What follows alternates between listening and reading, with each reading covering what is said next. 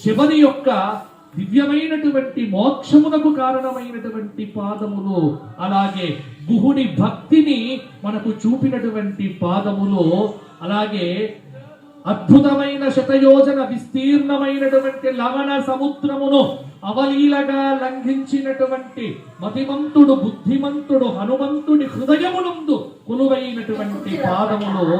అదిగదిగో ఆ పాదముల మీద తులసీదళములను సమర్పణ చేసినారు భారతదేశ ప్రధానమంత్రి శ్రీ నరేంద్ర మోడీ గారు. సంప్రదాయబద్ధంగా దర్భను చేతిలో ధరించి పవిత్ర అంటారు. ఆ పవిత్రను చేతిలో ధరించి, దేవ పవిత్రను చేతిలో ధరించి, ఆహా ఏమి కోదండమండి, సువర్ణమైనటువంటి కోదండము. ఆ విగ్రహం ఎలా ఉంది అంటే సుందరకాండలో చెప్పబడినట్టుగానే ఉంది.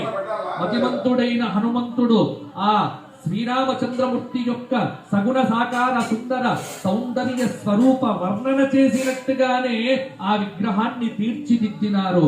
పుంసామోహన రూపాయ పుణ్యశ్లోకాయ మంగళం. పురుషుల చిత్తమును కూడా ఆకర్షింపజేసేటువంటి సర్వాకర్షక పరబ్రహ్మ స్వరూపుడు కదా రామభద్రుడు, రామచంద్రుడు, రాఘవుడు.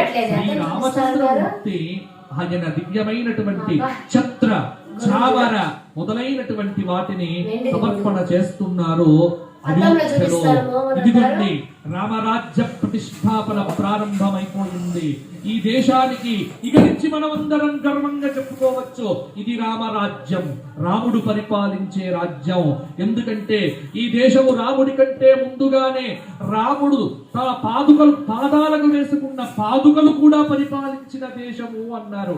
కాబట్టి వేదాంత దేశికుల వారు పాదుకా సహస్రంలో చెప్పినట్టుగా రామా నీ పాదుకల యొక్క మహత్తును ఈ జగత్తుకు చాటినటువంటి మహిత భక్తుడు భరతుడు కదా. ఆ భరతుడు చూపినటువంటి పాదుకలు దేశాన్ని పరిపాలించాయి. పాదుకలు పరిపాలించినప్పుడు ఎంత బాగుందో మనం వర్ణించలేం. ఇక ఇప్పుడు రాముడే సాక్షాత్తుగా వచ్చి అక్కడ కూర్చున్నాడు, ఎంత బాగుంటుంది, అనుభవించాలి. ఇది దేశంలో ఉన్నటువంటి ప్రతి భారతీయ పౌరుడు విశ్వవ్యాప్తంగా గౌరవించవలసినటువంటి అద్భుతంగా పొంగిపోవలసినటువంటి తరుణం ఆసన్నమైంది. ఇంతకంటే మన జీవితాలకు వేరే పరమార్థము లేదు. ఇది చూడటమే పరమార్థము, ఇది వీక్షించడమే మన జన్మ భాగ్యము, అదృష్టము. వేల కొలది జన్మల పుణ్య పరంపరయే ఈ సుందర సూచన ప్రాణ ప్రతిష్టాపన దివ్య ఆ దృశ్యాన్ని మనకు చూచే భాగ్యమును కలిగింపజేసింది. రామా సంభవంతు మమ జన్మ జన్మని, ఎన్ని జన్మలు ఉన్నా నీ పాద కమలములను మాత్రం నా హృదయమునందు ఇలాగే ఉంచవయ్యా. నీ భక్తుడిగా నన్ను ఎప్పుడూ ఈ విధంగానే అయోధ్య రాముడి పాదార విందముల యొక్క సేవ చేసే భాగ్యమును ఎల్లవేళలా అనుగ్రహించమని భక్తి టీవీ ప్రేక్షకుల తరపున అందరి పక్షాన ఆ స్వామిని ప్రార్థన చేస్తున్నాను.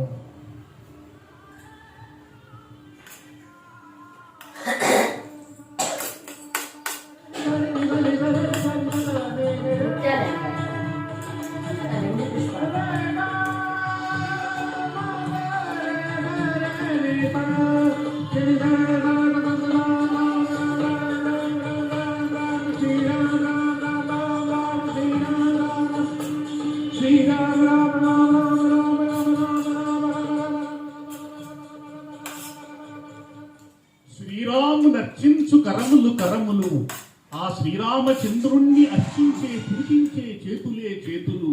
నిజమే, ఈనాడు ఈ సమస్త భరతావనికి రథసారథిగా ఉండి లోకాద్భుతమైనటువంటి రామమందిర నిర్మాణం జరిగి ఆ బాలరాముడి పాదపద్మములను అర్చించే సుకృతం కలిగినటువంటి వారు ప్రధానమంత్రి గారు.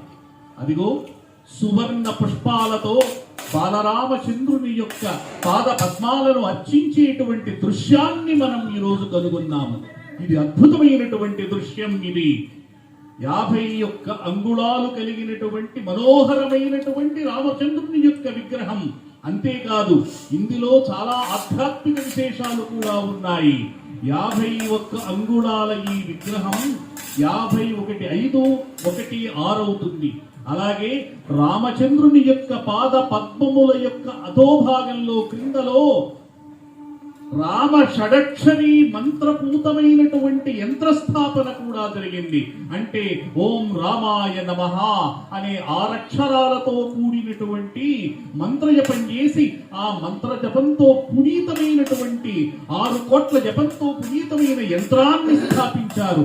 ఆ యంత్ర జపము చేసి దానిని స్థాపింపజేసిన వారు కూడా మన ఆంధ్రులయ్యారు. వారే బ్రహ్మశ్రీ అన్నదానం చిదంబర శాస్త్రి గారు. అంటే ఆ రామ షడక్షరి మంత్రోపాస్యమైనటువంటి అద్భుత రహస్యం ఇదిగో ఈనాడు ఇక్కడ మనం 51 అంగుళాల రామచంద్రమూర్తి విగ్రహంలో కనుగొంటూ ఉన్నాం.